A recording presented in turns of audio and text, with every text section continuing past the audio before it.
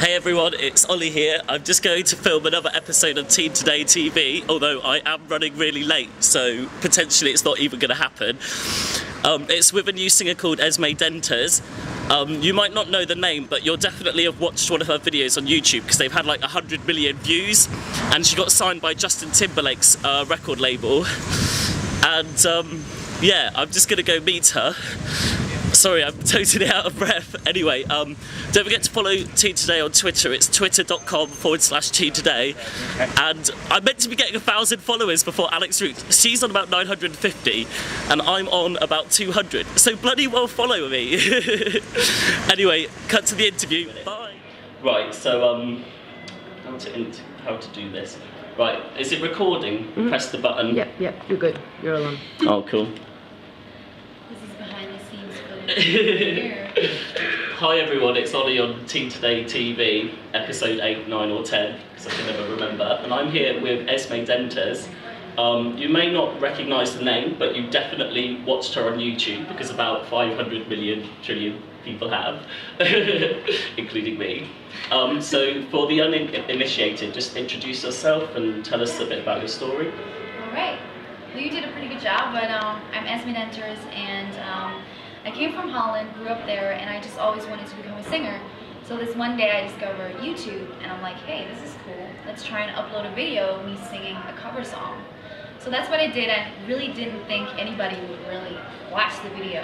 But all of a sudden people started commenting and replying and saying, hey, I love your voice, can you sing this song, can you do that? So I just started posting more and more videos, and in about 6 months I just got millions of views, and I was in my home going like, wow, this is incredible.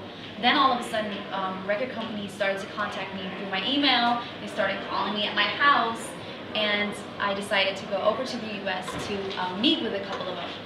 And so then I heard that Justin Timberlake was setting up his own record label, 10 Records, and he had seen the videos and he wanted to meet me at one of his concerts in Chicago. So of course I go over to Chicago, very, very nervous.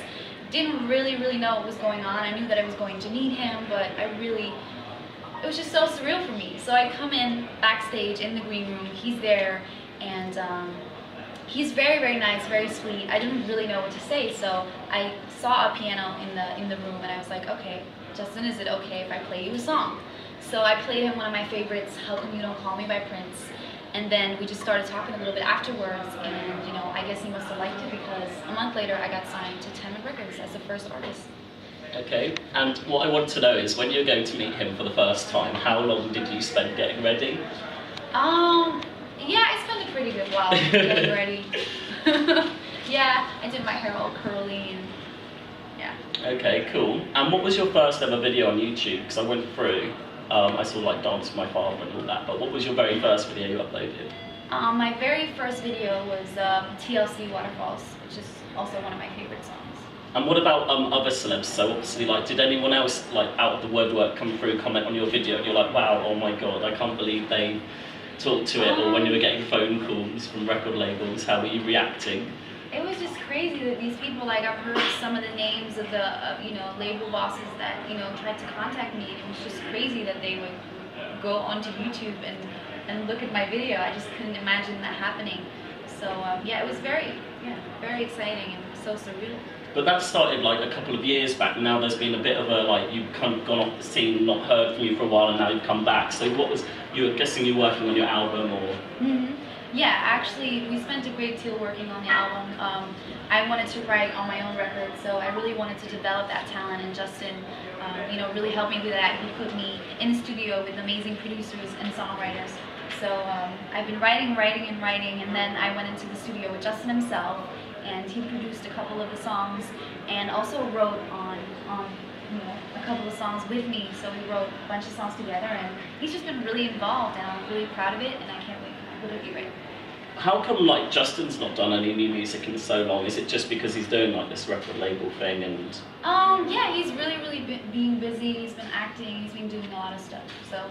What's it like working in a studio? Did anyone do anything unusual? Because obviously you're used to your webcam. What was the difference? Like, I've heard about people giving massages to people before they sing, and all the lights, and like Christina Aguilera turning all the lights off and getting in the mood. Did you do any of that? No, it wasn't that way. some of these studios were just really beautiful, and you know, obviously when I started out, I had never been into a studio, so then all of a sudden you get to work in these massive, beautiful studios, and then all of a sudden there's people that are like taking care of you, saying, do you want something from the supermarket? I'll go and get it for you, and you're kind of like... When they did, right, so at first you're like, no, I don't want anything, but then did you get used to it and you're like, yes, run out and get me this? Then all of a sudden they were like giving me these really good chocolate chip cookies, so I was like, okay, I'll have those. If you're gonna go, I'll go. Okay, and what about your musical influences? So you just sung what you enjoyed on YouTube, like with the album and stuff.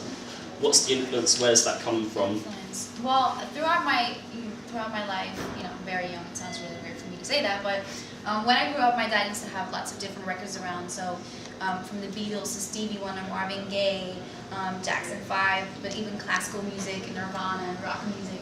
So a lot of different, you know, types of music were just played at my household, and I just really got influenced by, you know, a lot of the soul, a lot of the soul R&B music, and of course, you know, pop music. I started getting into the Spice Girls and Janet Jackson, and I love Destiny's Child, Beyonce, of course. So those are kind of my influences when I grew up, and now I really like to listen to, you know, Snow Patrol as well. Imogen Heap is one of my favorites. So just really a lot of different influences, but I would definitely say that the record came out a little bit more pop R&B. What's your most played song on your iPod, apart from your album? My most played song, let me think about that one. There's a lot of songs. Beyonce? She's probably probably the one that I've played the most, like, throughout the years would probably be Crazy in Love, because that song was just, it was just unbelievable. When it came out, I just was wow.